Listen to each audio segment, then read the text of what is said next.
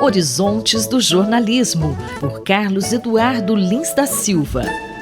Professor Carlos Eduardo, um editor sênior na Rádio Pública Nacional dos Estados Unidos, a NPR, ele foi suspenso após a publicação de um artigo que criticava tanto algumas atitudes da redação quanto seu posicionamento político. Depois da suspensão, ele acabou pedindo demissão. O que o senhor gostaria de comentar sobre esse caso? Essa é uma das muitas crises, Márcia, que a imprensa americana está atravessando por causa das mudanças que houve na sociedade e no ambiente jornalístico de modo geral no país. As atividades bélicas que ocorrem em Gaza têm sido um dos pontos muito nevrálgicos dessa situação, porque diversos jornalistas em vários veículos de comunicação têm se posicionado criticamente em relação à posição editorial dos veículos onde eles trabalham. E isso foi mais ou menos o que aconteceu com esse editor que você menciona, chamado Uri Berliner, que durante 25 anos trabalhou na Rádio Pública Nacional e que fez um artigo numa publicação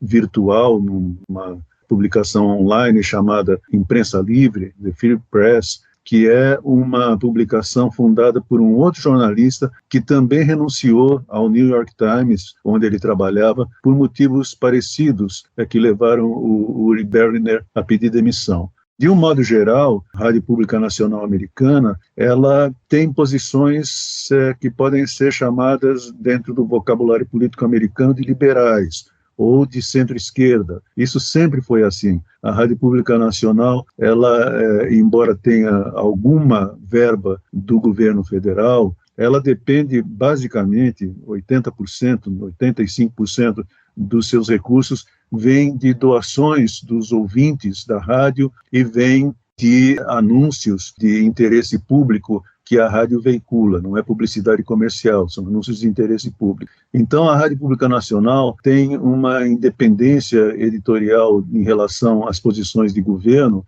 absoluta. Professor, sempre existe uma certa questão entre um veículo de comunicação pública e esse posicionamento que ele acaba tendo perante o público. No caso aqui do Brasil, a gente tem a TV Cultura, que apesar de ser diferente da NPR, ela também é o que a gente teria mais próximo, talvez, de uma TV pública aqui em São Paulo. E a TV Cultura também anda passando com alguns problemas referentes ao seu relacionamento com o governo, não? Problemas sérios, mas que não são problemas novos. O Roberto Mui Laerte, que foi presidente da Fundação Padre Anchieta, que é a fundação que gere a TV Cultura e a Rádio Cultura, publicou um artigo ótimo na Folha de São Paulo há alguns dias, em que ele mostra que essa situação de crise entre governo do Estado de São Paulo e a Fundação Padre Anchieta, ela ocorre sistematicamente há muito tempo. Mas, diferentemente, como você disse, da Rádio Pública Nacional Americana, aqui a participação das verbas do governo do Estado, a participação ainda é grande. 40% das receitas da Fundação Padre Anchieta acabam vindo do governo do Estado de São Paulo. O atual governador, Tarcísio de Freitas, ele está fazendo uma pressão evidente sobre a Fundação Padre Anchieta, muito provavelmente porque ele não se satisfaz com o fato de que o governo do Estado não pode ter e não tem ingerência no conteúdo jornalístico que a TV Cultura veicula. E não deve ter, não pode ter. Seria o fim do conceito de uma televisão pública. Então, o governador Tarcísio de Freitas e seus aliados estão ameaçando fazer uma CPI na Assembleia Legislativa. A TV Cultura diz que houve corte orçamentário e que isso pode dificultar muito o custeio da Fundação Padre Anchieta, pode dificultar muito a vida da Fundação Padre Anchieta. É uma situação difícil, complicada, mas que não é nova e que, felizmente, ao longo dos anos, acabou sempre terminando, todas essas crises acabaram terminando de forma positiva para a Fundação Padre Anchieta